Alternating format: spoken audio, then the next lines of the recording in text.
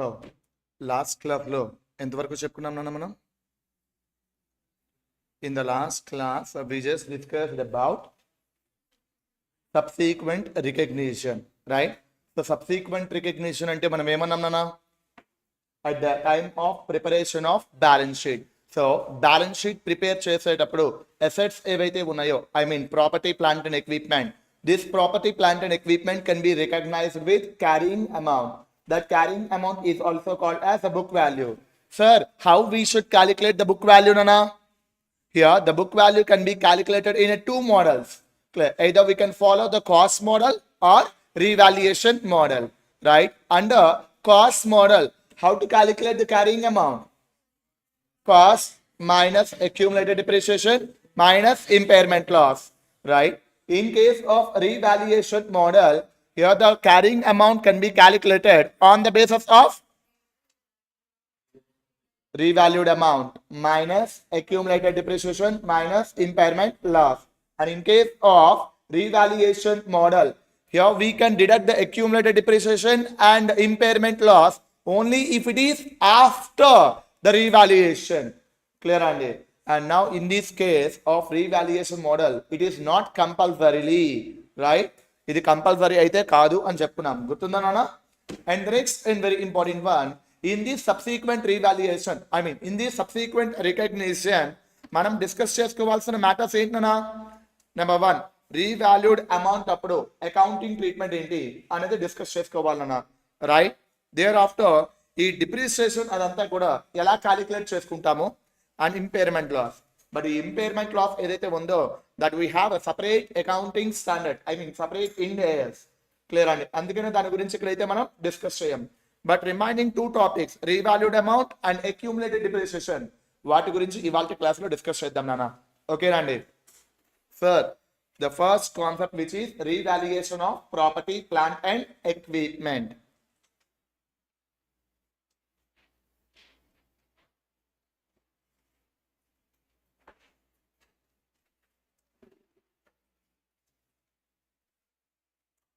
Revaluation of property, plant and equipment. Sir, what is this revaluation of property, plant and equipment? Revalued ante here at the end of the year, asset value anedi, I mean asset market value, which may be either greater than book value or less than book value. అవునా కదా నాన్న? మరి book value కన్నా ఎక్కువగా ఉంటే then మనం ఏం చేయాలి sir? We have to increase the value of asset. అదే బుక్ వాల్యూ కన్నా తక్కువ ఉంది అని అనుకోండి, then we have to decrease the value of asset. ఓకేనా? మరి అలా ఇంక్రీజ్ చేస్తున్నట్లయితే వాటిని ఏమంటాం సార్? Revalued upward. అదే డిక్రీజ్ చేస్తున్నట్లయితే రీవాల్యూడ్ డౌన్వర్డ్ అని అంటాం నాన్న. ఓకేనండి? సో మనం ఇప్పుడు డిస్కస్ చేసుకోబోయే కాన్సెప్ట్ ఏం sir? either revaluation upward or revaluation downward అని అంటామండి. సో ఆ అప్వర్డ్ అండ్ డౌన్వర్డ్ కి సంబంధించి అకౌంటింగ్ ట్రీట్మెంట్ ఏదైతే ఉందో దాని గురించి డిస్కస్ చేద్దామన్నా. సో రీవాల్యుయేషన్ ఏమన్నామండి ఇక్కడ మనం? Either upward revaluation or downward revaluation అండి.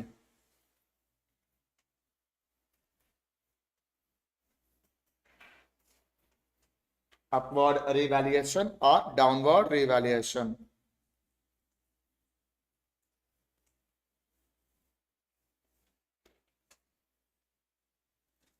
సార్, అప్వర్డ్ రీవాల్యుయేషన్ కి సంబంధించి ఒక చిన్న ఎగ్జాంపుల్ ద్వారా మనం ఈ ప్రొవిజన్ అదంతా డిస్కస్ చేద్దాం నాన్న. ఓకేనా అండి? Shall we or not?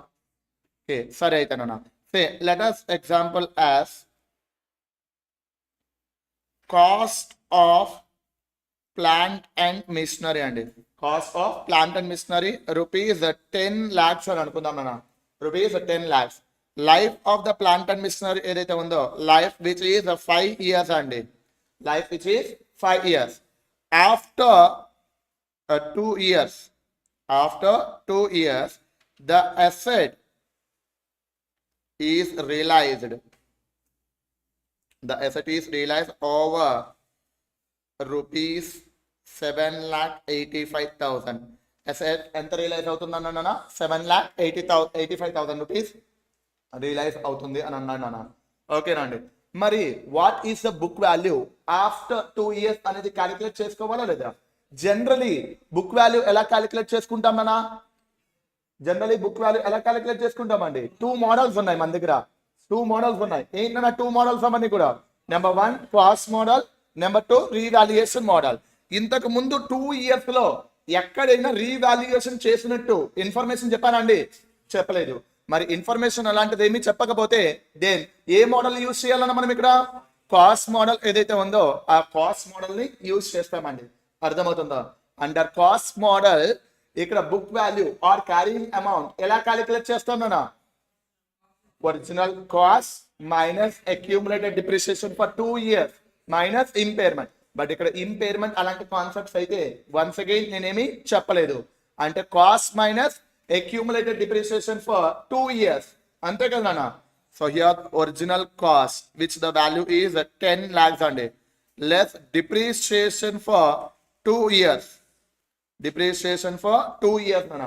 Sir ఇంతకీ డిప్రిసియేషన్ ఎలా క్యాలిక్యులేట్ చేద్దాం నాన్న? 10 lakhs divided by 5 years అంటే per annum depreciation ఎంత అవుతుంది నాన్న?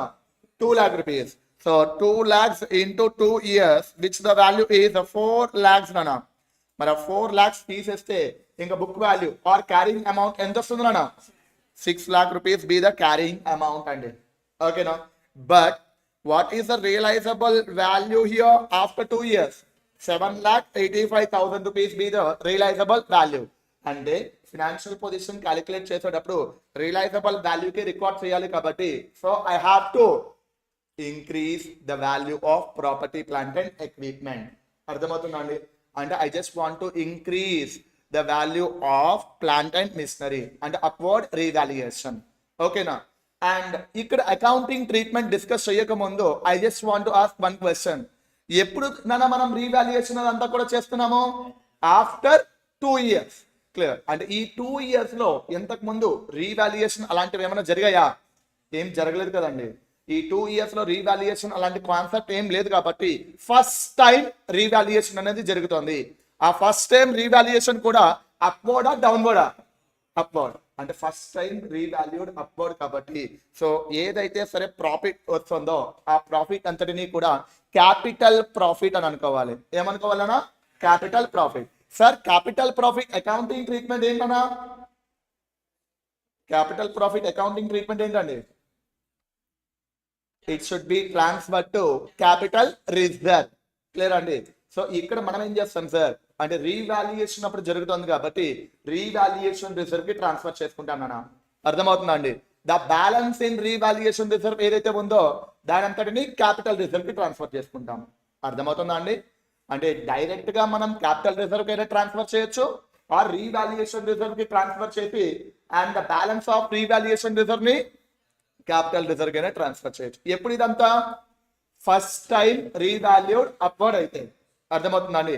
So here the first time revalued upward then the profit whatever we have that entire profit should be treated as capital profit. మరి capital profit అంతటిని ఏం చేస్తామన్నా? either capital reserve or revaluation reserve. So in this case what is the capital reserve or revaluation reserve? 1,85,000. 1,85,000 ఏదైతే ఉందో that 1,85,000 is treated as capital reserve or revaluation reserve నాన్న. So ఇక్కడ మనం provision ఏం రాసుకుందాం నాన్న? అప్వర్డ్ రీవాల్యుయేషన్ లో first time upward అయినట్లయితే దాన్ని ఏం చేయాలన్నా? Capital reserve or revaluation reserve. Clear అండి? సో ఈ అప్వర్డ్ రీవాల్యుయేషన్ లో వన్స్ అగైన్ 2 ప్రొవిజన్స్ అయితే మనకు వస్తాయన్న. ఫస్ట్ టైం అప్వర్డ్ అయితే ఏంటి అండ్ సబ్సీక్వెంట్ అప్వర్డ్ అయితే ఏంటి? ఓకేనా అండి? So first time upward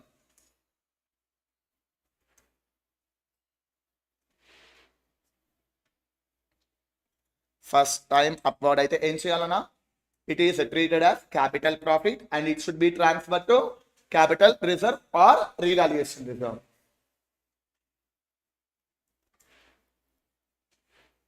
It is treated as a capital profit and it should be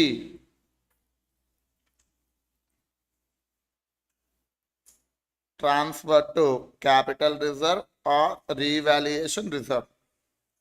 clear అన్నా? అండ్ నౌ ఇలాంటప్పుడు జర్నల్ ఎంట్రీ ఏంటి అనేది డిస్కస్ చేద్దామా అండి? అసెట్ వాల్యూ ఇంక్రీజ్ అవుతుందిగా, మరి అసెట్ వాల్యూ ఇంక్రీజ్ అయితే as per modern approach we should record debit side. మరి capital reserve or revaluation reserve is a liability. That liability should be recorded credit side. Then the complete journal entry is here. PPE, account debit to capital reserve or revaluation reserve. Clear? Any doubts, Nana? PPE, account debit to capital reserve or revaluation reserve account, Nana. Okay, Nandi. In this example, the journal entry PPE and plant and machinery account debit to capital reserve account 1,85,000. Okay, no. Any doubts on it? The first time revalued upward అయితే accounting treatment ఏంటి అనేది discuss చేసుకున్నాంగా. And the next and very important provision, first time downward revaluation అయితే ఏంటి అనేది discuss చేసుకోవాలన్నా. Okay, దానికి కూడా ఒక చిన్న ఎగ్జాంపుల్తో స్టార్ట్ చేద్దామా అండి? Shall we or not? అరే మీరెవరు మాట్లాడటం లేదండి. ఇప్పుడే తిన్నాం కదా సార్, అప్పుడే మాట్లాడదాం ఏంటి అని అంటారా అండి? సరే, so example number 2. Example number 2 నాన్న. ఏంటి సార్ ఏనా? You just want to right this one. నేను టైం ఇస్తానన్నా దానికి రాసుకోవడానికి కావాలంటే. ఓకేనా? After completion of entire flow chart you can record it. ఓకేనా? So example number 2. చూడండి అన్న, example number 2 ఏంటి సార్ ఇక్కడ? So I just purchased the plant and machinery అని అన్నాం ఇందాక, right? And now I just purchased the land and building అని అనుకుందాం అండి. Cost of land and building. Cost of land and building నాన్న ఎంత సార్? రూపీస్ 50 lakhs అని అనుకుందాం నాన్న. And the life of the building ఏదైతే ఉందో, life of the building is 50 years అని అనుకున్నాను. Life of the building is 50 years only. And now after 5 years, I just want to recognize the value of land and building అండి. మరి ఇదే land and building వాల్యూని బయట మార్కెట్లో ఎంత ఉంది అని చెక్ చేస్తే the realizable value which is rupees 42 lakhs నాన్న. ఎంత ఉంది నాన్న? 42 lakhs. అదేంటి sir, land and building value increase అవుతుందిగా, డిక్రీజ్ అవుతుందని అంటున్నారేంటి అంటే, కొన్ని సిచ్యువేషన్స్ లో land and building value decrease అవుతుందండి. క్లియరా? ఈవెన్ ల్యాండ్ ఏదైతే ఉందో, ల్యాండ్ ఎప్రిషియబుల్ అసెట్ అని మీ అందరికీ తెలుసు. బట్ సమ్ కేసెస్ డిప్రిషియబుల్ అసెట్ కూడా అవుతుంది. అది మీరు చదువుకున్నారు ఆల్రెడీ. మేమా చదువుకున్నామా ఎప్పుడు అని అనుకోవద్దండి. In case of electricity financial statement గుర్తుందా నాన్న? చాయిస్ సార్, అంతేనా అండి? సో ఎలక్ట్రిసిటీ ఫినాన్షియల్ స్టేట్మెంట్ ఏదైతే ఉందో, ఎలక్ట్రిసిటీ ఫినాన్షియల్ స్టేట్మెంట్ లో land is land is a depreciable asset in case if it is used for reservoir purpose. ఎంతమంది గుర్తుందా? అంత పెద్ద పదాలు మాకు వద్దు సార్. ఓకేనండి, మాకేదో పాస్ అయ్యామా అండ్ అదే విధంగా ఎగ్జామ్స్ వచ్చిందా అండ్ నెక్స్ట్ లెవెల్కి వచ్చామా, అంతేనండి? సరే, అంత పెద్ద వద్దు, మనం కూడా చిన్నవే డిస్కస్ చేద్దాం.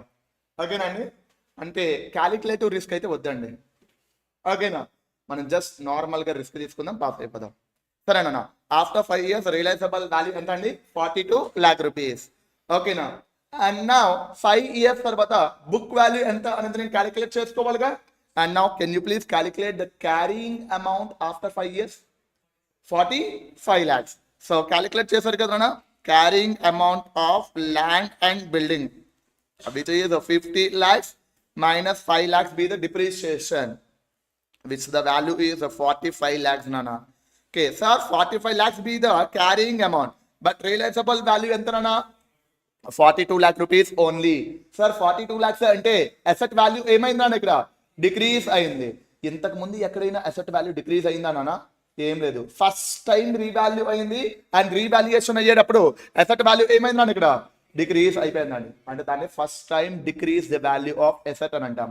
మరి ఫస్ట్ టైం డిక్రీజ్ అవుతున్నట్లయితే అదంతా కూడా ఇక్కడ ఏమంటాం సార్? రెవెన్యూ లాస్ అని అంటాం.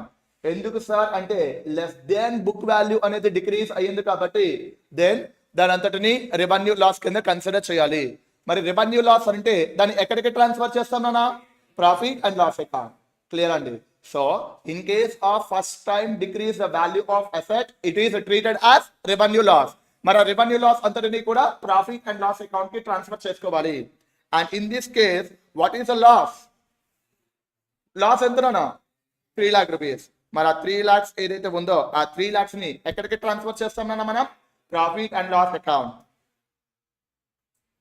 ప్రాఫిట్ అండ్ లాస్ అకౌంట్ కి ట్రాన్స్ఫర్ చేసుకుంటాం మనం. And now can you please tell me what is the journal entry here? As per the nominal account, loss which should be recorded debit side and asset value decrease అవుతున్నట్లయితే as per modern approach it should be recorded credit side. So the complete journal entry is here profit and loss account debit to property, plant and equipment account. Clear only? Any doubts nana? And profit and loss account debit which is a 3 lakhs to PPE account 3 lakhs nana. Okay, so ఇక్కడ ఏం రాసుకుందాం నన్న మరి? First time downward అయితే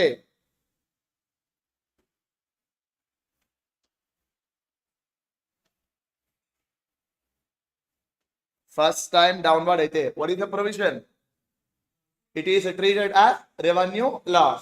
మరి revenue loss ని ఏం చేయాలన్నా? Profit and loss account కి ట్రాన్స్ఫర్ చేసుకోవాలి. It is treated as revenue loss and it should be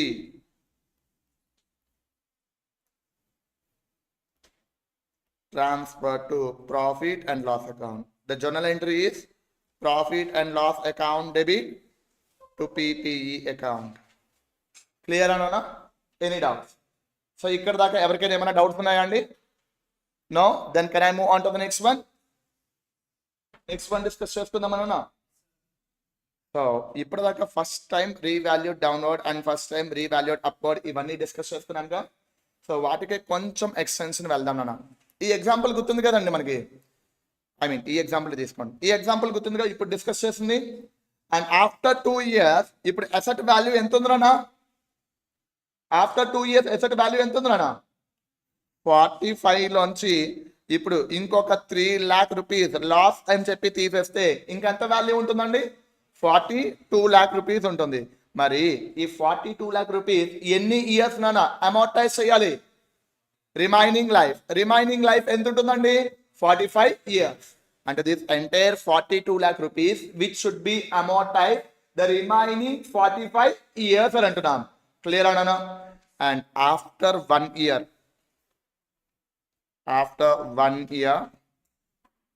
from now onwards అంటే ఇప్పటి నుంచి 1 year తర్వాత అసెట్ ని బయట మార్కెట్ లో ఐడెంటిఫై చేస్తాం మన లైఫ్ ఎంత ఉంది అనేది. అండ్ లైఫ్ ఈజ్ 44 years అని తెలిసింది.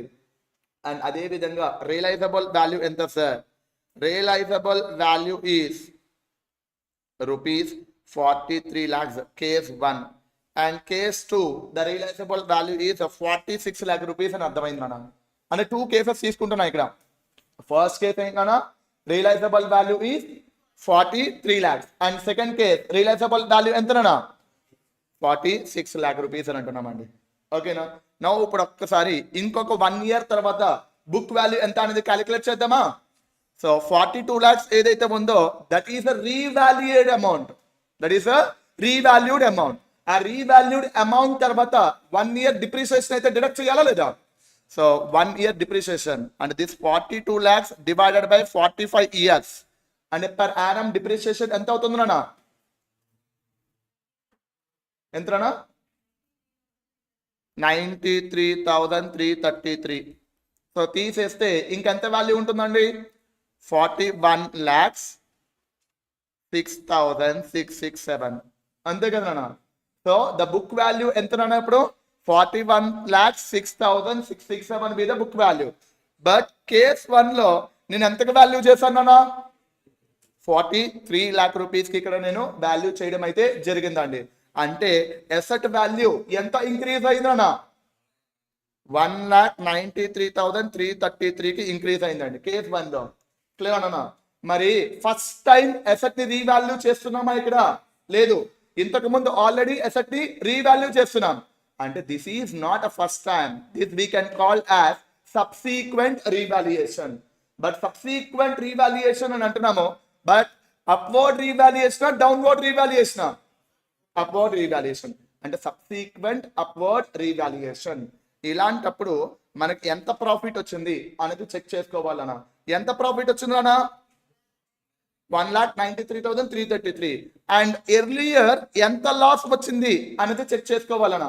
ఎర్లియర్ ఎంత లాస్ వచ్చిందండి? 3 lakhs. అంటే 3 lakhs కన్నా తక్కువేగా, మరి 3 lakhs కన్నా తక్కువే కాబట్టి దెన్ ఈ 1,93,333ని ఏం చేస్తాం సార్? రెవెన్యూ ప్రాఫిట్ కింద కన్సిడర్ చేస్తానన్నా. మరి రెవెన్యూ ప్రాఫిట్ అంటే ఎక్కడికి ట్రాన్స్ఫర్ చేస్తామండి? Profit and loss account. Clear అండి? Any doubts? So in case of subsequent revaluation upward ఏం చేయాలన్నా ఇక్కడ మనం ఎర్లియర్ లాస్ ఎంత అనేది చెక్ చేసుకోవాలి. And subsequent upward revaluation is to the extent of earlier revaluation downward అయితే దెన్ అంతవరకు ఏం చేయాలన్నా ఇక్కడ రెవెన్యూ ప్రాఫిట్ అనేది ట్రీట్ చేయాలి. మరి రెవెన్యూ ప్రాఫిట్ అంటే దాన్ని ఎక్కడికి ట్రాన్స్ఫర్ చేస్తాము? Profit and loss account. ఓకేనా? మరి ఇప్పుడు కేస్ 2 చూద్దామా? మరి కేస్ 2 చూసినట్లయితే రియలైజబుల్ వాల్యూ ఎంత? 46 lakhs. Okay. And book value ఎంత? 41,06,667. అంటే ప్రాఫిట్ ఎంతనా? 5,93,333. 5 lakhs 4,93,333. 4 lakhs కదా. సో 4,93,333 be the ప్రాఫిట్ అండి. క్లియరా?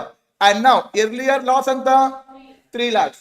అంటే ఈ 4,93,333లో 3 lakhs ఏదైతే ఉందో ఈ 3 lakhs అదంతా కూడా రెవెన్యూ ప్రాఫిట్ కింద కన్సిడర్ చేస్తాం. మరి రిమైనింగ్ ప్రాఫిట్ ఎంత ఉందన్నా? 1,93,333. This should be transfer to capital reserve or revaluation reserve. Clear అండి? Any doubts? సో ఇప్పుడు సబ్సీక్వెంట్ అప్వర్డ్ రీవాల్యుయేషన్ అయితే ప్రొవిజన్ ఏంటన్నా? సబ్సీక్వెంట్ అప్వర్డ్ రీవాల్యుయేషన్ అయితే ప్రొవిజన్ ఏం రాసుకుందామండి? To the extent of earlier downward. To the extent of earlier downward ఏం చేయాలన్నా? Profit and loss account credit side record చేసుకోవాలి. అండ్ బియాండ్ దట్ ఏదైతే ఉందో దాని అంతటిని ఏం చేద్దామన్నా?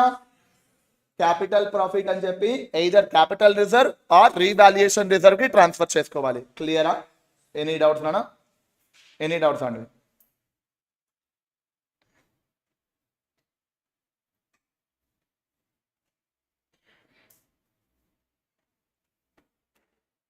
Subsequent downward, subsequent upward.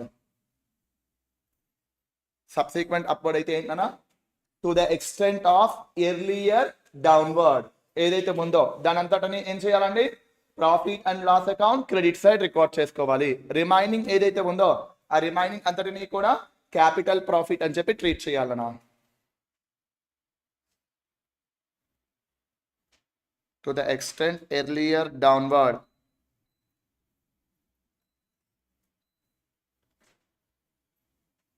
treated as revenue profit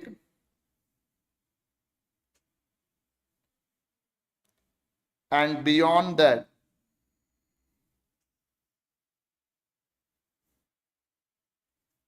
treated as capital profit. Beyond that treated as capital profit. Okay na? Now ఈ example లోనే ఏది ఇప్పుడు చెప్పుకున్న సెకండ్ ఎగ్జాంపుల్ లోనే కేస్ 1 మనకి ప్రాఫిట్ ఎంత వచ్చిందన్నా? 1,93,333. దాని అంతటిని ఏమన్నామండి? రెవెన్యూ ప్రాఫిట్ అని అన్నారా లేదా? సో జర్నల్ ఎంట్రీ ఏమొస్తుందన్నా అక్కడ? అసెట్ వాల్యూ ఇంక్రీజ్ అయింది కాబట్టి it should be debited and profit కాబట్టి it should be credited with profit and loss account. So the complete journal entry is PPE account debit to profit and loss account 1,93,333. Okay అండి. మరి case 2 వచ్చినట్లయితే once again journal entry ఏమొస్తుందన్నా? PPE account debit 4,93,333 to profit and loss account 3 lakhs to capital reserve or revaluation reserve 1,93,333. Clear? Any doubts Rana? And now ఇప్పుడు ఈ cases upward revaluation అంతా completed కదా, and first time downward కూడా completed కదండి. And the next one ఇదే example ఒకసారి చూద్దామన్నా. Plant and machinery purchase చేసింది 10 lakhs and life 5 years అని అన్నాం. ఓకేనా అండి. And after 2 years realisable value ఎంత అంటే 7,85,000 రూపీస్ అని అంటున్నాం నాన్న. ఓకేనండి. అలాంటప్పుడు ఎంత వాల్యూ ఇంక్రీజ్ అయింది సార్ అంటే 1,85,000 వాల్యూ ఇంక్రీజ్ అయింది. అంటే ఇక్కడ ఏమన్నా మన ఫస్ట్ టైం రీవాల్యూడ్ అప్వర్డ్ అయింది, అవునా కదా అండి. And now after 3 years from the date of purchase,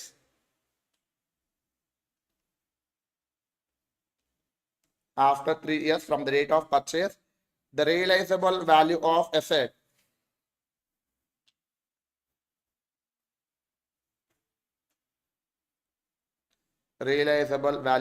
asset is rupees 5 lakhs అనుకుందాం మనం. ఎంతండి? 5 lakh rupees. 1 minute, 7 lakh, okay fine. Rupees 5 lakhs అని అనుకుందాం. అండ్ కేస్ 2 rupees 3 lakhs అని అనుకుందాం మనం. కేస్ 2 ఎంతండి? 3 lakh rupees. నా ఇప్పుడు ఒకసారి రీవాల్యూడ్ అమౌంట్ ఎంతనా? I mean after 2 years book value ఎంత? 7,85,000. అంటే ఆఫ్టర్ 2 years 6 lakhs plus 1,85,000 అంటే 7,85,000 rupees be the book value after 2 years నానా. ఓకేనా అండి. అండ్ నౌ ఇప్పుడు 7,85,000 ఏదైతే ఉందో అది 3 years అమౌంటైజ్ చేయాలిగా. మరి పర్ యానం డిప్రిసియేషన్ ఎంత వస్తుంది నాన్న ఇక్కడ? 2,60,667. ఓకేనా అండి. అంటే ఇంకెంత వాల్యూ వస్తుంది నాన్న? 5 lakhs, 4 lakhs కాదు నాన్న, 5,23,333 వస్తుంది. So this is the book value after 3 years. But ఇదే వాల్యూని సేల్ చేస్తే మనకి ఎంత వాల్యూ వస్తుంది నాన్న? 5 lakhs వస్తుంది. అంటే అసెట్ వాల్యూ ఏమైంది అన్నప్పుడు? డిక్రీజ్ అయిందిగా. సార్ అసెట్ వాల్యూ ఎంత డిక్రీజ్ అయింది నాన్న? 23,333. అసెట్ వాల్యూ ఏదైతే ఉందో డిక్రీజ్ అయింది. ఫస్ట్ టైం డిక్రీజ్ అయిందా? లేదు, ఆల్రెడీ ఇంక్రీజ్ అయింది, ఇప్పుడు డిక్రీజ్ అయింది. అంటే subsequent decrease the value of asset అనొచ్చా లేదా? మరి ఇలాంటప్పుడు ఎర్లియర్ ఎంత వాల్యూ ఇంక్రీజ్ అయిందనా? 1,85,000 ఇంక్రీజ్ అయింది. అంటే to the extent of earlier increase ఏదైతే ఉందో అంతవరకు క్యాపిటల్ లాస్ అనే అనుకోవాలి. అర్థమవుతుందా అండి? అంటే this is the capital loss to the extent of earlier increase. Earlier increased value is 1,85,000 and now 23,333. So ఇదంతా క్యాపిటల్ లాస్ అయితే then what is the accounting treatment? Capital loss అయితే ఏం చేయాలన్నా? క్యాపిటల్ రిజర్వ్స్ తో సెట్ ఆఫ్ చేసుకోవాలి అని అంటాంగా.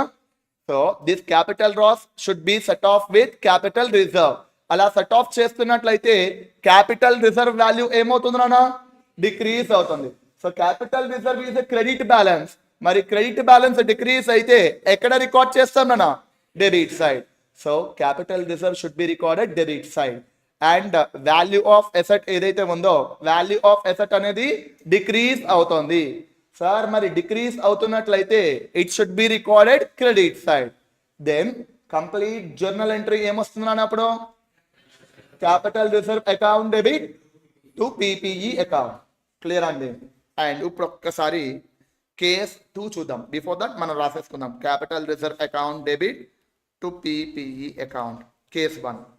And case 2 చూసుకున్నట్లయితే sir asset ని సేల్ చేస్తే ఎంత వాల్యూ వస్తుందన్నా?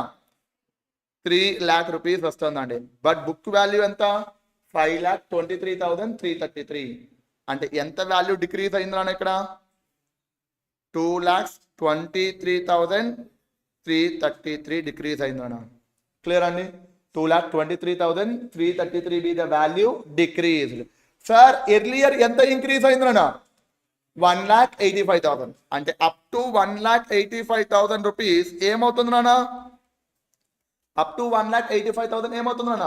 Capital loss. And remaining value ఎంత ఉందండి?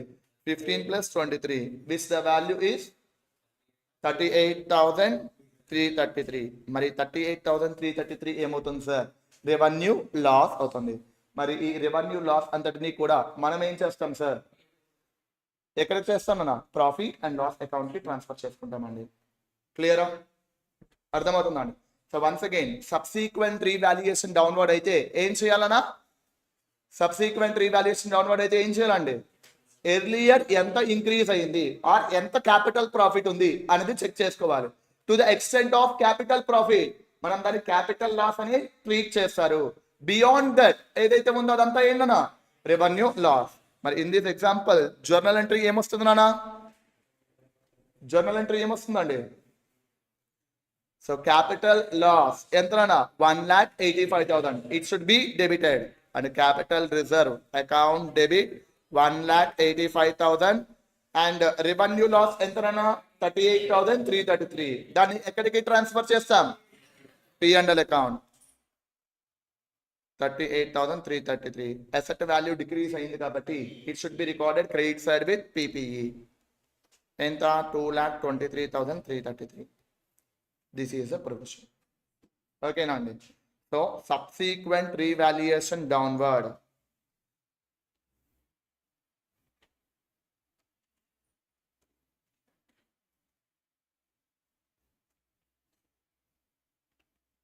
Subsequent revaluation downward అయితే ఏంటన్నా situation? All of you subsequent revaluation downward అయితే ప్రొవిజన్ ఏంటన్నా? To the extent of capital profit we should be set off and remaining ఏదైతే ఉందో దాని అంతటిని కూడా రెవెన్యూ లాస్ కింద ట్రీట్ చేసుకోవాలి. ఓకేనండి. To the extent of earlier upward revaluation to the extent of earlier upward revaluation treated as capital loss and remaining is treated as revenue loss. Remaining is treated as revenue loss. Nana clear? Any doubts andi? So ఒక్కసారి revise చేసుకుందామా మొత్తం అంతా కూడా? ఒకసారి revise చేద్దామండి. Before that any doubts in these 4 provisions? Any doubts నానా? Any fast? సరే, first time revalued upward అయితే ఏం చేయాలన్నా నాన్న? It is treated as capital profit. మరి క్యాపిటల్ ప్రాఫిట్ కాబట్టి it is transfer to capital reserve or revaluation reserve. ఓకేనా అండి? And first time revalued downward అయితే రెవెన్యూ లాస్ కాబట్టి it should be transfer to P&L account. Clear అండి? లేదు sir, subsequent revaluation upward అయితే then what is accounting treatment అన్న? To the extent earlier revenue loss అంతవరకు revenue profit కింద consider చేయాలి. Remaining అంతా కూడా క్యాపిటల్ ప్రాఫిట్ అని చెప్పి capital reserve or revaluation reserve కి ట్రాన్స్ఫర్ చేసుకుంటాం మనం. అదే సబ్సీక్వెంట్ రీవాల్యుయేషన్ డౌన్వర్డ్ అయితే ఎర్లియర్ ఎంత అయితే ఇంక్రీజ్ అయిందో అంతవరకు క్యాపిటల్ లాస్ అని అంటాం. మరి రిమైనింగ్ అంతా కూడా ఏ విధంగా ట్రీట్ చేస్తాం నాన్న? రెవెన్యూ లాస్ కింద ట్రీట్ చేస్తామండి. ఓకేనా? దానికి సంబంధించి here it is a value. And మన బుక్ ఒకసారి ఓపెన్ చేయండి అన్న. మన బుక్ ఒకసారి ఓపెన్ చేయండి అన్న.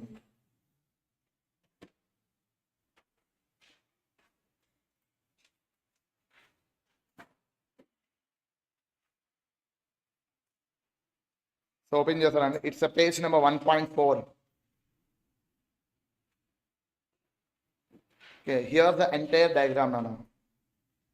Okay, and nana ఇంకొకటి మన బెయిర్ యాక్ట్ ఏదైతే ఉందో అంటే Indus okay ministry of corporate affairs లో చూసుకున్నట్లయితే ఇలా ఉండదండి. జస్ట్ ఏ విధంగా ఉంటుంది సార్ అని అంటే first time revalued upward paragraph కింద ప్రొవైడ్ చేస్తాడు. అర్థమవుతుందా అండి? సో ఆ పారాగ్రాఫ్ ని సింప్లిఫైడ్ గా చేసి ఇక్కడ నేను ఫ్లో చార్ట్ కింద రికగ్నైజ్ చేశాను అన్న. ఓకేనా అండి? సో ఒకసారి చూడండి. ఫస్ట్ టైం రీవాల్యూ అప్వర్డ్ అయితే ఏం చేయాలన్నా? క్యాపిటల్ ప్రాఫిట్ అని అన్నామా? అది capital reserve or revaluation reserve దేనికైనా ట్రాన్స్ఫర్ చేయొచ్చు. బట్ కింద నేను జర్నల్ ఎంట్రీ రాసేటప్పుడు రీవాల్యుయేషన్ రిజర్వ్ అని అన్నా. But either revaluation reserve or capital reserve. And subsequent revalue upward అయితే to the extent earlier revaluation downward దాన్ని ఏం చేయాలన్నా? P&L account. అండ్ రిమైనింగ్ ఏదైతే ఉందో capital reserve or revaluation reserve అని అన్నాను. ఓకేనా అండి? And here's the journal entry. అదే విధంగా downward revaluation first time downward అయితే అది రెవెన్యూ లాస్ అని చెప్పి ప్రాఫిట్ అండ్ లాస్ కి ట్రాన్స్ఫర్ చేయాలి అని అన్నాం. అదే సబ్సీక్వెంట్ రీవాల్యుయేషన్ డౌన్వర్డ్ అయితే ఎర్లియర్ ఎంత అయితే ఇంక్రీజ్ అయిందో అంతవరకు క్యాపిటల్ లాస్ అని చెప్పి రీవాల్యుయేషన్ ఆర్ క్యాపిటల్ రిజర్వ్ కి రికార్డ్ చేసుకోవాలి, రిమైనింగ్ అదంతా ప్రాఫిట్ అండ్ లాస్ కి ట్రాన్స్ఫర్ చేయాలి. ఓకేనా అండి? This is the case and this is the revaluation model అన్న. ఓకేనండి, and this is the concept of revaluation of property plant and equipment. ఒక చిన్న పాయింట్ ఉంది రీవాల్యుయేషన్ లో, అది డిస్కస్ చేసేద్దాం. ఈలోపు ఏమైనా డౌట్స్ ఉంటే అడగచ్చు నాన్న, ఏమైనా డౌట్స్ ఉంటే అడగచ్చు.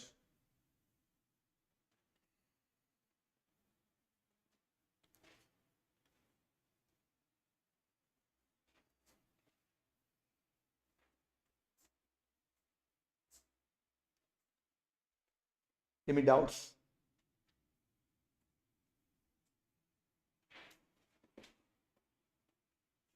No? Fine. Then, and what you know, answer. First, నిన్న చెప్పిన కాన్సెప్ట్ మళ్ళీ ఒక్కసారి అడుగుతున్నాను. రీవాల్యుయేషన్ మోడల్ అనేది కంపల్సరీనా? No, this revaluation model is not compulsory అని క్లియర్ గా మనం చెప్పుకున్నాం కదా. And the next one, sir నా ఆర్గనైజేషన్ ఉందండి సిఏఏఎస్ లిమిటెడ్. ఇదే ఆర్గనైజేషన్ లో క్లియర్ నెంబర్ ఆఫ్ అసెట్స్ అనేవి ఉంటాయిగా. ఇదే ఆర్గనైజేషన్ లో నా దగ్గర ప్లాంట్ అండ్ మిషనరీ ఉంటుంది, అండ్ ల్యాండ్ అండ్ బిల్డింగ్ ఉంటుంది, ఫర్నిచర్ అండ్ ఫిక్చర్స్ ఉంటాయి, అలా నెంబర్ ఆఫ్ అసెట్స్ ఉంటాయి అన్న. ఇక్కడ ప్లాంట్ అండ్ మిషనరీ ఏదైతే ఉందో, ప్లాంట్ అండ్ మిషనరీకి రీవాల్యుయేషన్ మోడల్ ఫాలో అవుతూ రిమైనింగ్ అవన్నీ కూడా కాస్ట్ మోడల్ ఫాలో అవ్వచ్చా? అర్థమవుతుందా అండి? ప్లాంట్ అండ్ మిషనరీకి రీవాల్యుయేషన్ మోడల్ ఫాలో అవుతూ రిమైనింగ్ అవన్నీ కాస్ట్ మోడల్ ఫాలో అవ్వచ్చా అంటే, విత్ ఇన్ ద ఎంటిటీ, నా జాగ్రత్తగా వినండి, విత్ ఇన్ ద ఎంటిటీ ఒక అసెట్ కి మనం రీవాల్యుయేషన్ మోడల్ ఫాలో అవుతున్నాము అని అంటే, remaining all the class of assets ఏవైతే ఉన్నాయో అవి కూడా మనం రీవాల్యుయేషన్ మోడలే ఫాలో అవ్వాలి. అర్థమవుతుందా? వన్ అసెట్ కి మనం రీవాల్యుయేషన్ మోడల్ ఫాలో అయితే రిమైనింగ్ ఆల్ ద అసెట్స్ కి కూడా రీవాల్యుయేషన్ మోడల్ ఫాలో అవ్వాలి. ఎప్పుడు? విత్ ఇన్ ద ఎంటిటీ అయితే. అర్థమైందా అండి? క్లియరా? ఇంకొంచెం స్టెప్ ఫార్వర్డ్ కి వెళ్తామా? ఈ ప్రొవిజన్ ఏంటి సార్ అది? ఇదే సిఏఏఎస్ లిమిటెడ్ ఏదైతే ఉందో, ఇదే సిఏఏఎస్ లిమిటెడ్ మ్యానుఫ్యాక్చరింగ్ ఆర్గనైజేషన్ అనుకుందాం నేను. మ్యానుఫ్యాక్చరింగ్ ఆర్గనైజేషన్ అంటే ప్రొడక్షన్ ఒక దగ్గర ఉంటుంది, ఐ మీన్ ప్రొడక్షన్ డిపార్ట్మెంట్ ఒక దగ్గర ఉంటుంది నాన్న, అండ్ అడ్మినిస్ట్రేషన్ డిపార్ట్మెంట్ ఒక దగ్గర ఉంటుందిగా. లైక్ ఇది ఐటీసీ తీసుకుందాం నాన్న. ఐటీసీ ఏదైతే ఉందో, బింగో ప్యాకెట్స్ ఐటీసీగా ప్రొడక్షన్ ఎక్కడ ఉంటుంది నాన్న? అక్కడెక్కడో ఒక మూల ఉంటుంది గుజరాత్ దగ్గర. ఓకేనండి, మరి ఐటీసీ అదే అడ్మినిస్ట్రేషన్ ఆఫీస్ అనేది గుజరాత్ అదే ప్రొడక్షన్ ప్లాంట్ దగ్గర ఉంటుందా? ఉండదు. అంటే ప్రొడక్షన్ ప్లాంట్ ఒక దగ్గర ఉంటుంది, అడ్మినిస్ట్రేషన్ ప్లాంట్ అనేది ఒక దగ్గర ఉంటుంది, అవునా కదా? ఇన్ఫాక్ట్ సెల్లింగ్ అండ్ డిస్ట్రిబ్యూషన్ ఏదైతే ఉందో, సెల్లింగ్ అండ్ డిస్ట్రిబ్యూషన్ ఒక దగ్గర ఉంటుంది. ఫర్ అడ్మినిస్ట్రేషన్ ఏదైతే ఉందో, అడ్మినిస్ట్రేషన్ లో డిఫరెంట్ అసెట్స్ ఉంటాయి నాన్న. అదే విధంగా సెల్లింగ్ అండ్ డిస్ట్రిబ్యూషన్ డిపార్ట్మెంట్ దగ్గర కూడా డిఫరెంట్ అసెట్స్ ఉంటాయి. ఈవెన్ ప్రొడక్షన్ డిపార్ట్మెంట్ ఏదైతే ఉందో అక్కడ కూడా డిఫరెంట్ డిఫరెంట్ అసెట్స్ అనేవి ఉంటాయి. అర్థమవుతుందా అండి? ఇక్కడ వన్ అసెట్ కి రీవాల్యుయేషన్ మోడల్ ఫాలో అయితే రిమైనింగ్ అన్నిటికీ రీవాల్యుయేషన్ ఫాలో అవుతామా సార్ అంటే, నో అండి. అడ్మినిస్ట్రేషన్ డిపార్ట్మెంట్ దగ్గర మాత్రమే రీవాల్యుయేషన్ ఫాలో అవుతాం. ఎందుకు?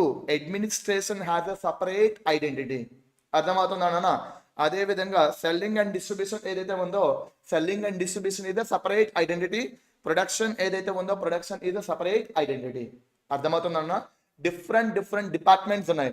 ఒక డిపార్ట్మెంట్ ఏదైతే ఉందో ఆ డిపార్ట్మెంట్ లో వన్ అసెట్ కి రీవాల్యుయేషన్ ఫాలో అయితే రిమైనింగ్ అసెట్స్ అవన్నీ కూడా రీవాల్యుయేషన్ ఫాలో అవ్వాలి. అంతేగాని రిమైనింగ్ డిపార్ట్మెంట్స్ లో కూడా సేమ్ అదే ఫాలో అవ్వాలి అనే రూల్ అయితే ఏమీ లేదు నాన్న. ఓకేనా? Clear or not? ఏం రాసుకుందాం నాన్న ఇక్కడ నోట్ దగ్గర? If entity applies revaluation model for one entity and one asset, then it will be applicable for remaining class of assets nana within the entity. And within the entity remaining class of assets కి కూడా same అదే principal అనేది applicable అవుతుంది. క్లియరా? Any doubts? Any doubts నానా? No? Fine. మరి దీనికి సంబంధించి ఒక చిన్న క్వశ్చన్ ఉంది నాన్న, ఆ క్వశ్చన్ చూద్దామా? దీనికి సంబంధించి ఒక చిన్న క్వశ్చన్ ఉంది, క్వశ్చన్ చూద్దామండి.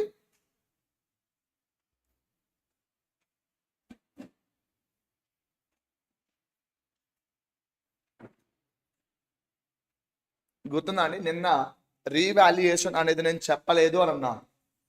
లేదండి, అదే క్వశ్చన్ అండి. సో ఎవరు చెప్తారు ఇప్పుడు? మీరు చెప్పిద్దామా? వద్దా? వద్దా అండి?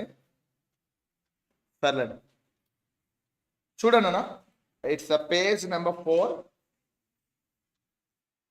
Venus limited is a large manufacturing group అని అన్నాడు. It owns a considerable number of industrial buildings. ఇక్కడ ఇండస్ట్రియల్ బిల్డింగ్స్ ఉన్నాయన్న. ఏంటవి? Factories and warehouses. అదే విధంగా office buildings in several capital cities అని అన్నాను అన్న. ఓకేనా అండి? సో ఇక్కడ ఒక్కసారి చూసుకున్నట్లయితే నేను క్వశ్చన్ నెంబర్ 6ని అనలైజ్ చేస్తున్నాం కదా నాన్న. అలా అనలైజ్ చేసేటప్పుడు వీనస్ లిమిటెడ్, ఈ వీనస్ లిమిటెడ్ ఏదైతే ఉందో industrial building, office buildings. So industrial buildings వచ్చేటప్పటికి ఏమన్నా అక్కడ వాడు? ఇండస్ట్రియల్ బిల్డింగ్స్ ఏమన్నా అక్కడ వాడు? Are located in industrial buildings అంటే ఫ్యాక్టరీస్ అండ్ వేర్ హౌసెస్ అని అన్నాడుగా. Factories, warehouses. Office buildings అని అంటే అడ్మినిస్ట్రేషన్స్ అన్న. ఇప్పుడు చూడండి అన్న, next one, the industrial buildings are located in industrial zones అని అన్నాడు అన్న. Whereas office buildings are central business districts of cities అని అన్నాడు.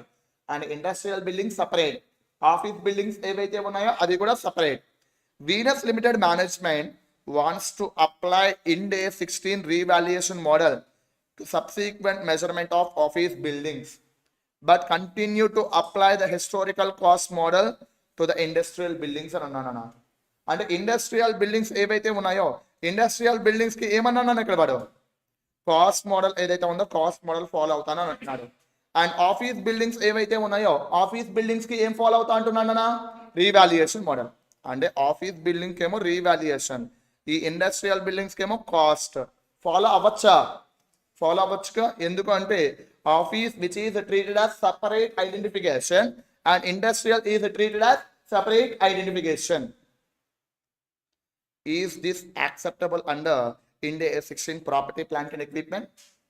యాక్సెప్టబుల్ అని అండి, యాక్సెప్టబుల్. మరి ఎలా రాస్తుందండి? యాక్సెప్టబుల్ అని రాస్తే 4 మార్కులు ఇస్తాడా వాడు? ఇవ్వడు కదా. యాక్సెప్టబుల్ అని రాస్తే ఓకే ఫైన్, నేను కూడా హాఫ్ మార్క్ ఇస్తాను అంటాడు వాడు. ఓకేనండి, దానికి ఆన్సర్ ఇదిగోండి. Venus limited management can apply the revaluation model only to the office building. ఓకేనండి. సో ఫస్ట్ అది రికార్డ్ చేద్దాం, వాటికి ఐడెంటిఫికేషన్ రావాలి అని చెప్పి. The office buildings can be clearly distinguished from the industrial buildings in terms of their function, their nature and their general location. అంటే location బట్టి చూసుకున్నా డిఫరెంట్ అండ్ దాని నేచర్ చూసుకున్నా డిఫరెంటే. ఓకేనా అండి. Ind AS 16 permits the assets to be revalued on a class by class basis. అదే కదనా మనం చెప్పింది. The different characteristics of buildings enable them to be classified as the different PPE classes అని అంటున్నాడు. So ఇదంతా మీరు రాయాలని అనుకుంటే రాయొచ్చు, లేదంటే లేదన్నా. బట్ ఇక్కడే మనకి ఏమైందన్నా క్లారిటీ వచ్చేసింది కదండి, అర్థమవుతుందా? సో ఇక్కడ office buildings as well as industrial buildings ఏవైతే ఉన్నాయో అవన్నీ సపరేట్ కింద క్లాసిఫై చేస్తున్నాము. Maybe whether it is a location purpose or లేదు అనుకున్నట్లయితే nature or else whatever it may be the functions, వాటిని బేస్ చేసుకుని. అర్థమవుతుందండి. అందుకని ఇక్కడ మనం వాటిని సపరేట్ గా ట్రీట్ చేసుకుంటాం అండ్ సపరేట్ గానే క్లాసిఫై చేయాలి. అర్థమవుతుందా? అండ్ ఇక్కడ ఆఫీస్ బిల్డింగ్స్ ఏవైతే ఉన్నాయో ఆ ఆఫీస్ బిల్డింగ్ రీవాల్యుయేషన్ మోడల్ అని అన్నాం. అంటే ఒక అసెట్ ఆఫీస్ బిల్డింగ్ రీవాల్యుయేషన్ అయితే remaining assets in the office building కూడా ఏమవుతుందన్నా రీవాల్యుయేషన్ అవుతుంది. అదే ఇక్కడ వీడు కూడా చెప్పేది ఈ లాస్ట్ పారాగ్రాఫ్ లో. అర్థమవుతుందా అండి? క్లియరా? Any doubts in this question number 6? Question number 6 లో ఏమైనా డౌట్స్ ఉన్నాయన్నా? సో ఇప్పటిదాకా మనం ఏం డిస్కస్ చేసుకున్నాం నాన్న? ఇప్పటిదాకా మనం ఏం డిస్కస్ చేసుకున్నామండి? ఇనీషియల్ రికగ్నిషన్ ఏదైతే ఉందో ఇనీషియల్ రికగ్నిషన్ డిస్కస్ చేసుకున్నాం. అండ్ సబ్సీక్వెంట్ రికగ్నిషన్ వచ్చేటప్పటికి book value or carrying amount కి రికగ్నైజ్ చేయాలి అని అన్నారు. బట్ క్యారింగ్ అమౌంట్ ఎలా క్యాలిక్యులేట్ చేసుకుంటారు అంటే 2 మోడల్స్ అనేవి అవైలబుల్ గా ఉన్నాయి. ఆ 2 మోడల్స్ లో ఎలా క్యాలిక్యులేట్ చేసుకుంటారు అనేది డిస్కస్ చేద్దాం. అండ్ అందులో రీవాల్యూడ్ అమౌంట్ అప్పుడు అకౌంటింగ్ ట్రీట్మెంట్ ఏంటి అనేది డిస్కస్ చేసుకున్నాం నాన్న. And thereafter next calculate చేయాల్సింది ఏంటన్నా depreciation. So here onward we would like to discuss the depreciation related provision. Shall we? సరే, మీ అందరికి చిన్నప్పటి నుంచి తెలిసిన వర్డే ఏంటది అంటే డిప్రిసియేషన్ అంటే ఏంటి? Yeah tell me. No words చెప్పచ్చు నాన్న, ప్రాబ్లం ఏం కాదు. డిప్రిసియేషన్ అంటే ఏంటి sir? Decrease the value of asset. Okay, ఇంకా దేని వల్ల వాల్యూ ఆఫ్ అసెట్ డిక్రీజ్ అవుతుంది?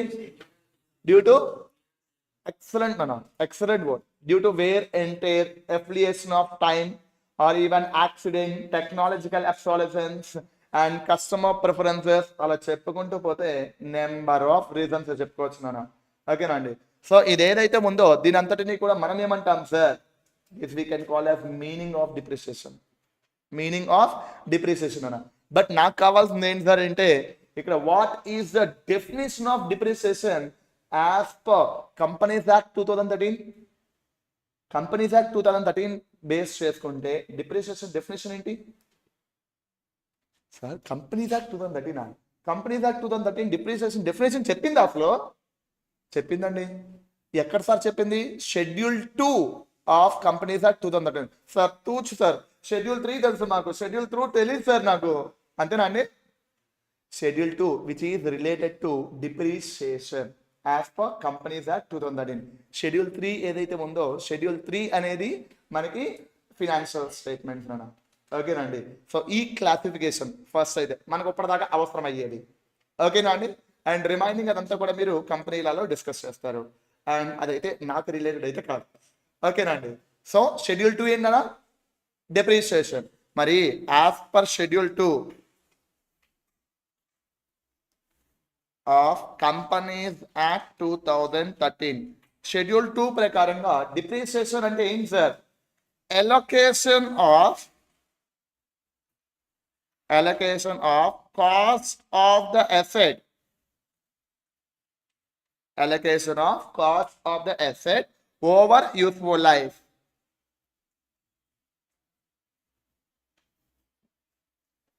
ఏంటన్నా? allocation of cost of the asset over useful life అని అంటున్నామండి.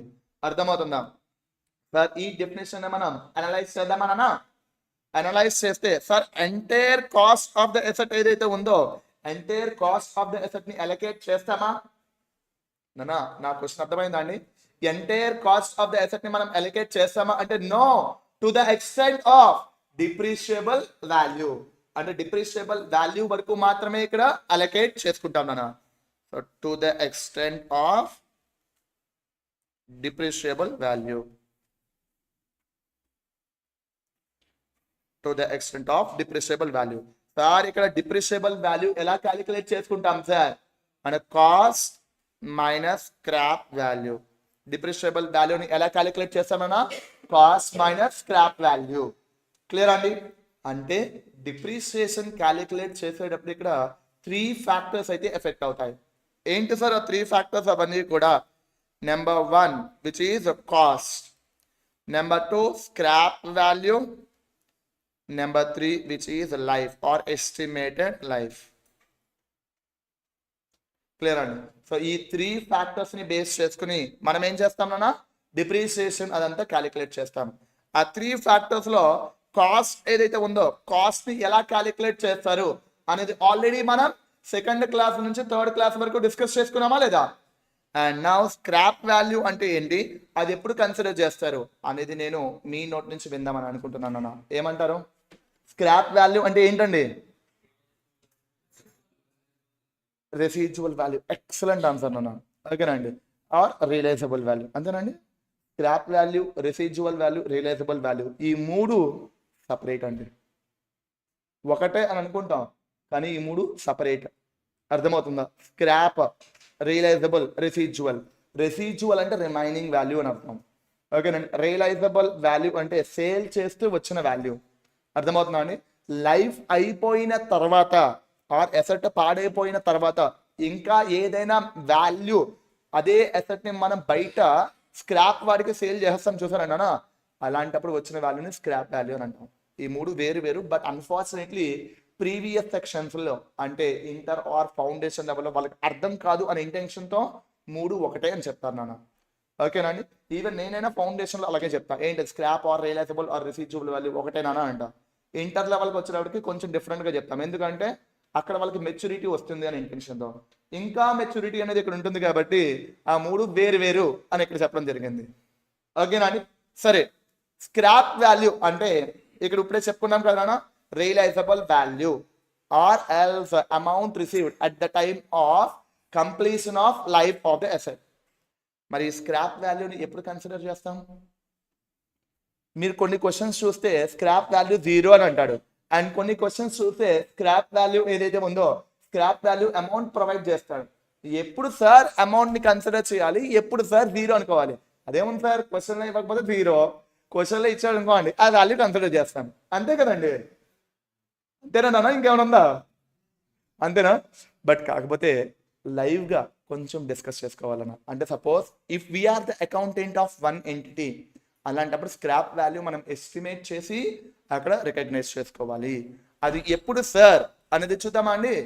In case if the asset has active market, ఏంటన్నా అసెట్ హ్యాస్ యాక్టివ్ మార్కెట్ అండి. Active market అనేది ఉంటే స్క్రాప్ వాల్యూ అనేది కన్సిడర్ చేయాలి. అదే యాక్టివ్ మార్కెట్ అనేది లేదు అని అనుకోండి, స్క్రాప్ వాల్యూని తీసుకోకూడదు. సార్ యాక్టివ్ మార్కెట్ అంటే ఏంటి అనేది ఒక చిన్న ఎగ్జాంపుల్ ద్వారా డిస్కస్ చేద్దామన్నా. Let us example as shift. తెలుసా నాన్న, మారుతి సుజుకి షిఫ్ట్. అది తెలియని వాళ్ళు ఎవరు అయితే ఉండరండి నా అభిప్రాయం అండి. ఏమంటారు? అండ్ షిఫ్ట్ కి ఆల్టర్నేటివ్ గా నేను ఇంకొక వెహికల్ చెప్తాను. ఏం సార్ అది అని అంటే ఏనన్నా చెప్పండి, పర్లేదు. టాటా ఇండికా. టాటా ఇండికా నాన్న. ఓకేనండి. ఈ రెండు వెహికల్స్ నేను చెప్తాను. అఫ్ కోర్స్ నేను ఫోర్డ్ ఫ్రీ స్టైల్ అని చెప్తామని అనుకున్నాను, బట్ చాలా మందికి ఆ మోడల్ ఏంటి అనేది కూడా తెలియదు. ఓకేనండి. సో అందుకనే టాటా ఇండికా అనేది చేంజ్ చేసేసాను అన్న. ఎంతమందికి తెలియదు ఫ్రీ స్టైల్? ఎంతమందికి తెలుసు? 1 2 3 మెంబర్స్. నాకు కూడా తెలుసునండి. ఓకేనా. సరే, ఈ 2 తీసుకుందాం నాన్న. నేను కార్ని, ఈ రెండు కార్స్ని పర్చేస్ చేశానండి. ఎప్పుడు సారి పర్చేస్ చేశాను అంటే 2006లో పర్చేస్ చేశాను అని అనుకుందాం. ఈ రెండు కార్స్ని ఎప్పుడు పర్చేస్ చేశానన్నా 2006లో. 2006 కూడా వద్దురండి, 2010 అని అనుకోండి. 2010లో పర్చేస్ చేశారు రెండు కార్లు. సార్ కార్ లైఫ్ ఎంతనా? 15 ఇయర్స్. అది ఆల్రెడీ నేను ఎగ్జాంపుల్లో డిస్కస్ చేస్తున్నట్టున్నాను. మరి 2010 నుంచి 15 ఇయర్స్ అంటే ఎంత వరకునా? 2024 వరకునా? అవునా కదా? అంటే 2010 కూడా కలుపుకుంటే 2024 వరకేగా. మరి ఇప్పుడు 2024లో ఇండికా కార్ మ్యానుఫ్యాక్చరింగ్ చేస్తున్నారా? టాటా వాడు మ్యానుఫ్యాక్చరింగ్ చేయటం లేదు. అవునా కదన్నా? అంటే మనం బయట మార్కెట్లో సేల్ చేద్దాము అని అనుకుంటే యాజ్ లైక్ షిఫ్ట్ ఎవరు పర్చేస్ చేయరండి. షిఫ్ట్ ని ఎలా అయితే పర్చేస్ చేస్తున్నారో దీన్ని అలా పర్చేస్ చేయరు. ఎందుకు పర్చేస్ చేయరు సార్ అంటే ప్రొడక్షన్ ఆగిపోయింది, అండ్ స్పేర్ పార్ట్స్ ఏవైతే ఉన్నాయో స్పేర్ పార్ట్స్ దొరకటం లేదు బయట ఎక్కడ కూడా. అంటే ఈ కార్ కి సంబంధించి బయట మార్కెట్ అనేది లేదు. ఎప్పుడు? After completion of life of the asset. అంటే ఎసెట్ లైఫ్ కంప్లీట్ అయిపోయిన తర్వాత దానికి సంబంధించి యాక్టివ్ మార్కెట్ లేదు నాన్న. ఓకే, అలా లేకపోతే స్క్రాప్ వాల్యూ 0. అదే షిఫ్ట్ ని చూసుకున్నట్లయితే ఇంకొక 10 సంవత్సరాలు అయినా సరే ఉంటుంది. ఓకేనండి. మరి యాక్టివ్ మార్కెట్ అనేది ఉంటుందా లేదా? యాక్టివ్ మార్కెట్ ఉంటే then what is the estimated value? అంటే ఇప్పుడు కానీ దాన్ని సేల్ చేస్తే దాని వాల్యూ ఎంత ఉంటుంది అనేది ఎస్టిమేట్ చేయాలన్నా. అలా ఎస్టిమేట్ చేసి తీసుకోవాలండి. అర్థమవుతుందా? క్లియర్ అండి? Any doubts? So scrap value ఎప్పుడు కన్సిడర్ చేస్తాం మనం? యాక్టివ్ మార్కెట్ అనేది ఉంటే. అదే యాక్టివ్ మార్కెట్ లేకపోతే స్క్రాప్ వాల్యూ అనేది తీసుకున్నాం. అంతేకాని క్వశ్చన్లో వేస్తే తీసుకోవాలి సార్, లేదంటే తీసుకోకూడదు అని ఇంటర్వ్యూలో చెప్తే బాగోదు కదా నాన్న. ఓకేనా అండి? ఎందుకంటే నేనే ఇంటర్వ్యూ చేశానండి 2-3కి. ఇంటర్వ్యూ చేసేటప్పుడు స్క్రాప్ వాల్యూ ఎప్పుడు కన్సిడర్ చేస్తారు అని అడిగా. క్వశ్చన్ని ఇస్తేని అన్నారండి. క్వశ్చన్లో ఇస్తే స్క్రాప్ వాల్యూ కన్సిడర్ చేయాలి, లేదంటే కన్సిడర్ చేయకూడదని అన్నారు. I literally shocked. ఇది ఎగ్జామ్ కాదు, నేను క్వశ్చన్ పేపర్ కూడా డిజైన్ చేయలేదు బాబు అని అన్నా. అలాగ అనేటప్పటికి ఆలోచించాడు. Okay fine, scrap value consider చేయట్లేదు. మరి డిప్రిసియేషన్ ఎలా క్యాలిక్యులేట్ చేస్తామని అడిగానండి. అని అడిగితే so you are appointed as accountant of my company. నా కంపెనీలో అసెట్స్ ఉన్నాయి, డిప్రిసియేషన్ క్యాలిక్యులేట్ చేయమని పంపించా. ఎలా కన్సిడర్ చేస్తావు అంటే ఏ మెథడ్ అని చూసుకుంటా అన్నాడు. ఓకే ఫైన్, చూసుకుంటావు, కరెక్టే. తర్వాత ఆ మెథడ్ని బేస్ చేసుకుని ఫార్ములా బేస్ చేసుకుంటా. ఫార్ములాలో స్క్రాప్ వాల్యూ ఉంటుందిగా, మరి స్క్రాప్ వాల్యూ పరిస్థితి ఏంటని అడిగారు, మళ్ళీ చెప్పలేదు. ఓకేనండి. So what I have to do, ఏమండి నేనేం చేయాలి sir? Okay fine, I would like to call you, please be in touch with me అంటే దాని అర్థం ఏంటండి? థ్యాంక్ యూ సో మచ్, అంతే కదా నన్ను దాని అర్థం. మరి సరే అయితే, and the next one estimated life. Okay, అంటే how long period the asset which will be use, అంటే అసెట్ ఎంతకాలం యూజ్ చేస్తారు అనేది ఇక్కడ మనం ఎస్టిమేట్ చేయాలన్నా. సార్ ఎలా సార్ అసెట్ ని మనం ఎస్టిమేట్ చేస్తాం, ఐ మీన్ అసెట్ లైఫ్ ని ఎలా ఎస్టిమేట్ చేస్తాం అన్న, అది కూడా క్వశ్చన్లలో ఇచ్చేది, అంతే కదండి. అసెట్ లైఫ్ ని మనం ఎలా ఎస్టిమేట్ చేస్తాం సార్ అంటే on the basis of user manual provided by manufacturer. అంటే ఇప్పుడు సపోజ్ నా దగ్గర ఈ టీవీ ఉందండి, ఈ టీవీ చూసుకున్నట్లయితే ఎన్ని హార్స్ వర్క్ చేస్తుంది అనేది క్లియర్ గా చెప్పేస్తాడు వాడు. ప్రొజెక్టర్ ఉంది అంటే ఎన్ని హార్స్ యూజ్ చేయాలి అనేది క్లియర్ గా, ల్యాంప్ లైఫ్ ఎంత అని చెప్పేస్తాడు. అంటే లైఫ్ ఆఫ్ ద ఎసెట్ ఎంత అనేది యూజర్ మాన్యువల్ లో క్లియర్ గా ప్రొవైడ్ చేస్తాడు. అర్థమవుతుందండి? సమ్ టైమ్స్ యూజర్ మాన్యువల్ నేను నమ్మలేను. ఎందుకున్నా యూజర్ మాన్యువల్ లో చెప్పేది ఒకటి, చేసేది ఒకటి. ఎందుకంటే అది శాంప్లింగ్ ద్వారా వెరిఫై చేసేవి అవన్నీ కూడా, అవునా కదండి? మరి అలాంటప్పుడు నేనేం చేస్తాను సార్, ఇలాంటి టీవీనే నేను ముందే యూజ్ చేస్తుంటానుగా, ఆ సేమ్ ప్రొజెక్టర్ ఇంతకు ముందు యూజ్ చేస్తుంటానా లేదా? మరి సిమిలర్ అసెట్ దాని లైఫ్ ఎంత ఉంది, ఆ దాని లైఫ్ ఎంత వచ్చింది అనే దాని మీద డిపెండ్ అయ్యి లైఫ్ ని ఎస్టిమేట్ చేస్తా. క్లియర్ అండి? సో చెప్పుకోవాలి అంటే డిప్రిసియేషన్ కి సంబంధించి ఎంత ఉందండి, బట్ కాకపోతే మనకి ఫార్ములా తెలుసు, వేయడం తెలుసు, అంతేనా? I'm not criticising you guys, please. Okay, నన్ను నెగిటివ్గా అయితే అర్థం చేసుకోవద్దు, ఓకేనా అండి?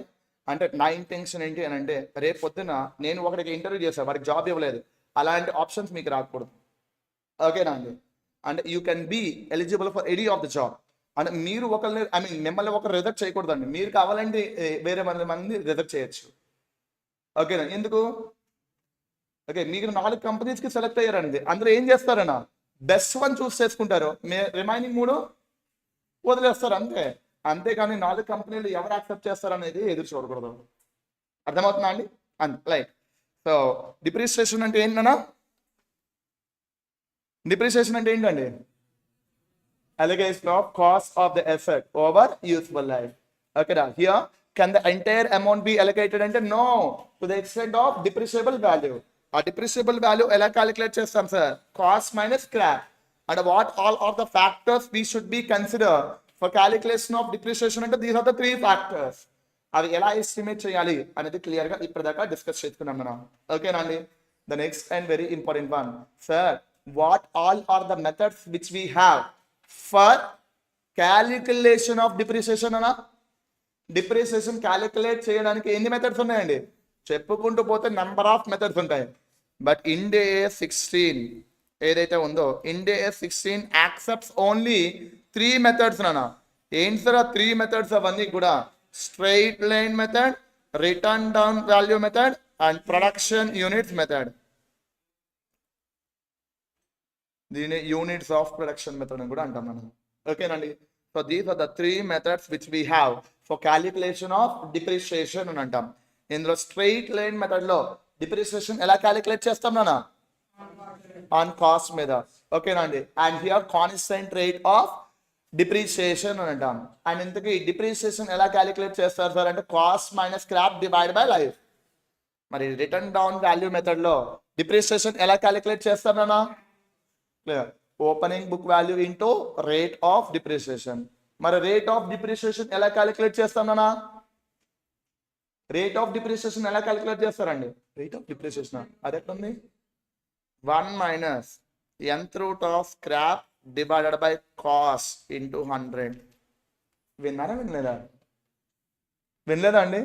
విన్నారా? ఓకే, సో ఇదంతా ఎక్కడ ఉంటాయన్నా మనకి? ఇవన్నీ ఎక్కడ ఉంటాయండి? ఫౌండేషన్లో ఆర్ లేదు అనుకున్నట్లయితే సిఎంఏ ఇంటర్లో ఉంటుంది, ఓకేనండి? ఇక్కడ ఇండే 16లో మనకు అది ఎలా క్యాలిక్యులేట్ చేయాలో చెప్పలేదండి, ఈ మెథడ్స్ ఉన్నాయి అని మాత్రమే చెప్పింది. అర్థమవుతుందన్న? ఈ మెథడ్స్ ఉన్నాయి అని మాత్రమే చెప్పింది. దీనితో పాటుగా ఇక్కడ ఇంకొక వర్డ్ యూజ్ చేశారు నాన్న, ఏంటి సార్ అది? ఇండే 16 not specified. Clear. As a entity which method is suitable for you, అంటే మీకు ఏ మెథడ్ అప్లికేబుల్ అవుతుంది ఆర్ ఏ మెథడ్ సూటబుల్ అనేది నేను క్లియర్గా అయితే ఏమీ చెప్పలేదు. మీకు తగ్గట్టుగా మీరు మాత్రమే సెలెక్ట్ చేసుకోండి అని చెప్పాం నాన్న. అర్థమవుతుందా అండి? That will be the case. So డిప్రిసియేషన్లో ఇప్పటిదాకా మనం ఏం డిస్కస్ చేసుకున్నాం నాన్న? డిప్రిసియేషన్లో ఇప్పటిదాకా ఏం డిస్కస్ చేద్దాం? డిప్రిసియేషన్ అంటే ఏంటి, what all are the factors which were affected for depreciation and methods for calculation of depreciation అన్న. Any doubts till now? Any doubts, Nana? No? Then can I move on to the next forward step? Okay. Sir, depreciation ఎలా calculate చేస్తాం sir? I mean the manner of calculation of depreciation. చూద్దామా? Manner of calculation of depreciation. ఈ manner of calculation of depreciation ని మనం component method of depreciation అంటాం. ఏమంటాం అన్న? Component method of depreciation.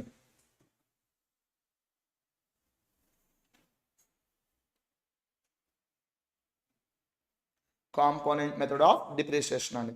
Sir ఈ కాంపోనెంట్ మెథడ్ ఆఫ్ డిప్రిసియేషన్ అంటే ఏంటి అనేది ఒక చిన్న ఎగ్జాంపుల్ ద్వారా నేను మీకు చెప్తాను అన్న. Suppose I have a car అండి.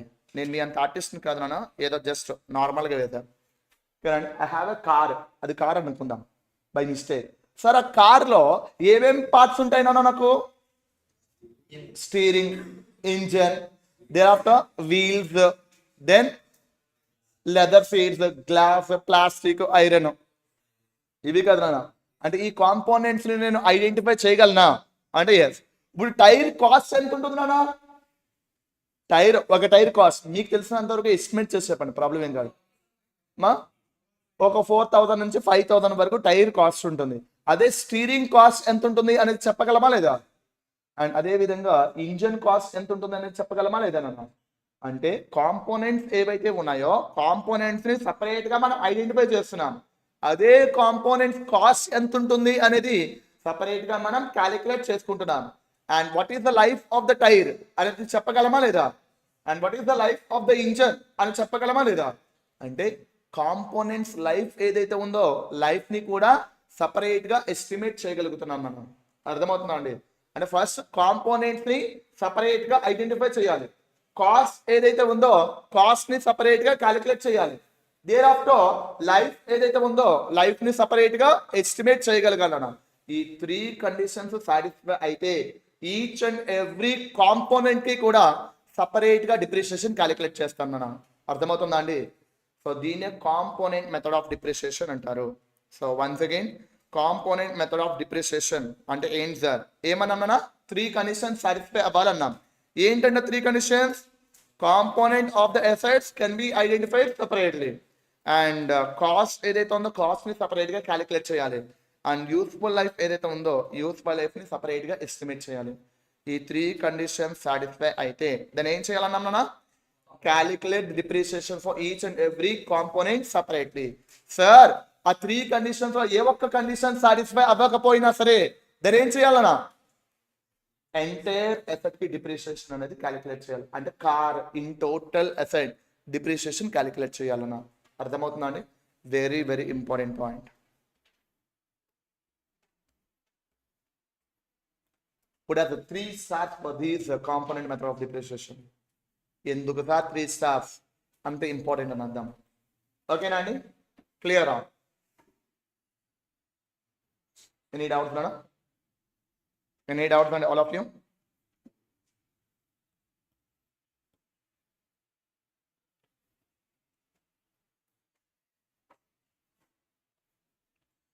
Can I move on to the next one, Anna?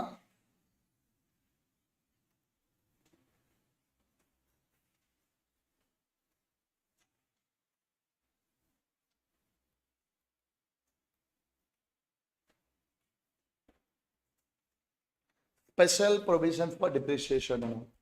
ఏంటి సార్ ఈ స్పెషల్ ప్రొవిజన్ ఫర్ డిప్రిషియేషన్? ఇదంతా కూడా సార్ ఇనిషియల్లీ నేను ఒక ప్లాంట్ అండ్ మిషనరీని పర్చేస్ చేశాను. ప్లాంట్ అండ్ మిషనరీని పర్చేస్ చేసేటప్పుడు లైఫ్ ఎంత అని ఎస్టిమేట్ చేశానంటే 10 years అని చెప్పి ఎస్టిమేట్ చేశానండి. ప్లాంట్ అండ్ మిషనరీ పర్చేస్ చేసా, దాని కాస్ట్ ఎంత అంటే 10 lakhs. దాని లైఫ్ ఎంతనన్నా 10 years అని ఎస్టిమేట్ చేశా. After 5 years after 5 years once again reestimate చేశానన్నా, అంటే ఇంకా 5 years అసెట్ వర్క్ చేస్తుందా అని ఎస్టిమేట్ చేస్తే నాకు అర్థమైంది ఏంటి, అసెట్ 5 years కాదు ఇంకొక 8 years వర్క్ చేస్తుంది అని అర్థమైంది. ఓకేనా, క్లియర్ అండి.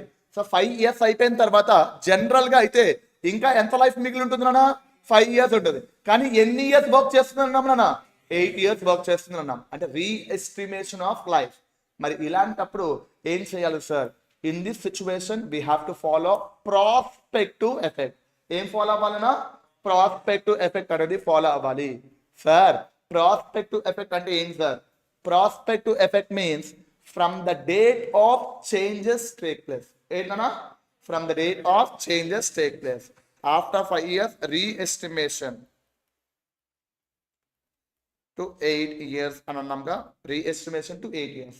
మరి ఇలాంటప్పుడు అకౌంటింగ్ ట్రీట్మెంట్ ఎలా ఉంటుంది అనేది ఒకసారి చూద్దామన్నా. ఫస్ట్ డేట్ ఆఫ్ చేంజెస్ అప్పుడు బుక్ వాల్యూ ఎంత అనేది క్యాలిక్యులేట్ చేసుకోవాలన్నా. ఏం క్యాలిక్యులేట్ చేయాలండి, బుక్ వాల్యూ ఎంత అనేది క్యాలిక్యులేట్ చేయాలి. Sir book value after 5 years ఎలా calculate చేస్తానన్నా, either we have to use cost model or revaluation model. ఇక్కడ ఎక్కడైనా రీవాల్యుయేషన్ ఉంది అని చెప్పానా, చెప్పలేదు. మరి రీవాల్యుయేషన్ ఏమీ లేకపోతే దాన్ని ఏ మోడల్ యూజ్ చేయాలన్నా, కాస్ట్ మోడల్. అండ్ ఇక్కడ ఎక్కడైనా ఇంపైర్మెంట్ లాస్ ఉంది అని చెప్పానా, చెప్పలేదు. Then cost minus accumulated depreciation. Cost ఎంత, 10 lakhs. So each year depreciation ఎంత అవుతుందన్నా, 1 lakh. అంటే 5 years కి ఎంత, 5 lakhs. అంటే బుక్ వాల్యూ ఎంత అవుతుందని, ఇంకా 5 lakhs బుక్ వాల్యూ అవుతుంది. ఈ 5 lakhs ని జనరల్ గా అయితే ఇంకొక 5 years అమౌంటైజ్ చేయాలి. బట్ ఇప్పుడు ఎన్ని ఇయర్స్ అమౌంటైజ్ చేయాలన్నా, 8 years అమౌంటైజ్ చేయాలి. So step number 2, apply okay the depreciation for revised terms and conditions. అంటే 8 years అంటే పర్ యానం ఎంత అవుతుంది నాన్న, 62,500. So this is the depreciation from the 6th year onwards. అర్థమైందా అండి. అంటే స్టెప్ నెంబర్ 1 ఏంటన్నా, book value as on the date of changes take place calculate చేయాలి. Step number 2, apply with the new terms and conditions అని అంటాం. ఓకేనా అండి. ఇదంతా ఎప్పుడున్నా, reestimation of life of the asset. And reestimation of life of the asset అయితే ఏ effect నానా, ప్రాస్పెక్టివ్ ఎఫెక్ట్. ప్రాస్పెక్టివ్ ఎఫెక్ట్ అంటే ఏంటండి, from the date of changes take place. క్లియరా, అర్థమవుతుందా అండి. సార్ మరి అసెట్ని పర్చేస్ చేసేటప్పుడు నేను స్ట్రెయిట్ లైన్ మెథడ్ ఫాలో అవ్వాలి అని అనుకున్నాను అన్న. ఓకేనండి. 2 years తర్వాత స్ట్రెయిట్ లైన్ మెథడ్ నుంచి రిటర్న్ ఆన్ వాల్యూ మెథడ్కి చేంజ్ అవుదాం అనుకుంటున్నా. అలా చేంజ్ అవ్వచ్చా అంటే ఎస్, చేంజ్ అవ్వచ్చు. క్లియర్ అండి. అలా చేంజ్ అవ్వచ్చా అంటే చేంజ్ అవ్వచ్చు అండి. Change in method of depreciation. అలాంటప్పుడు కూడా ఏ ఎఫెక్ట్ అవుతుంది సార్, ప్రాస్పెక్టివ్ ఎఫెక్టే అవుతుంది. ఓకేనండి. ప్రాస్పెక్టివ్ ఎఫెక్ట్ అంటే from the date of changes take place. So the special provision is change in method of depreciation or reestimation of life of the asset. ఏ effect నానా, prospective effect.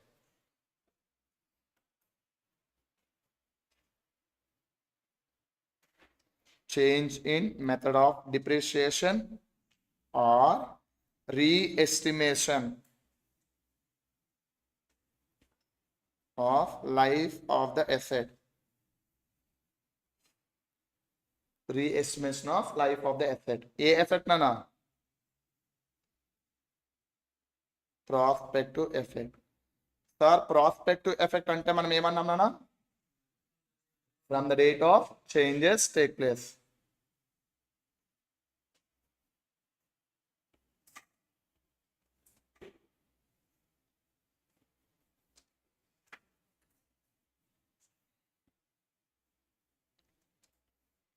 From the date of changes take place. Clear? Any doubts అండి?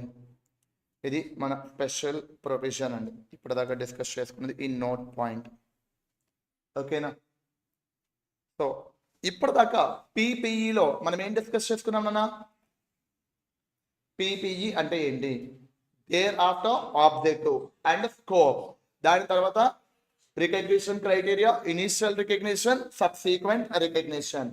Initial recognition లో in total and subsequent recognition లో carrying amount ఎలా calculate చేయాలి అనేది discuss చేసుకున్నామా లేదా. ఓకేనా అండి. నాకు ఒక్క వర్డ్ చెప్తారా, రికగ్నిషన్ క్రైటీరియా అంటే పీపీఈని ఎప్పుడు రికగ్నైజ్ చేయాలి? It is probable that future economic inflows which must be generated, and second one cost ఏదైతే ఉందో cost which can be measured reasonably. అంటే ఈ టూ కండిషన్స్ సాటిస్ఫై అయితే పీపీఈని మనం రికగ్నైజ్ చేసుకుంటాం. అవునా కాదనన్నా? ఓకేనండి సార్ 1 year అయిపోయింది ఆర్ 2 years అయిపోయింది అన్న. ఓకే, థర్డ్ ఇయర్ ఆన్వర్డ్స్ మనకి ఇన్కమ్ జనరేట్ అవ్వదు అని అనిపించింది. Third year onwards income generate అవ్వదు అని అనిపించింది అన్న. అంటే ఫస్ట్ కండిషన్ సాటిస్ఫై అయిందా? సాటిస్ఫై అవ్వలేదుగా. కాస్ట్ ఎంతో నాకు తెలుసు, కానీ ఫ్యూచర్ ఎకనామిక్ ఇన్ఫ్లో జనరేట్ అవుతున్నాయా? అవ్వటం లేదు. ఇలాంటప్పుడు మరి ఏం చేయాలి సార్? రికగ్నైజ్ చేసిన దాన్ని డీ రికగ్నైజ్ చేసుకోవాలి. అర్థమవుతుందన్న? సో రికగ్నైజ్ చేసిన దాన్ని డీ రికగ్నైజ్ చేసుకోవాలి. అంటే derecognition of property, plant and equipment, that is the last concept. ఆ లాస్ట్ కాన్సెప్ట్ ఏదైతే ఉందో దాన్ని మనం రేపటి క్లాస్లో డిస్కస్ చేద్దాం నాన్న. ఓకేనా అండి? సో ఆ కాన్సెప్ట్ అయిపోతే then we have 4 or 5 problems ఉంటాయి. ఆ ప్రాబ్లమ్స్ డిస్కస్ చేద్దాం. ఓకేనా అండి? Any doubts in the today's class? 5? Yeah, will discuss. అది ఇంకా డిస్కస్ చేయలేదు, అది కూడా ఉంది మన దాంట్లో. ఓకేనా అండి? డిస్కస్ చేస్తాం, ఏం బాధపడద్దు. So anything else? నో?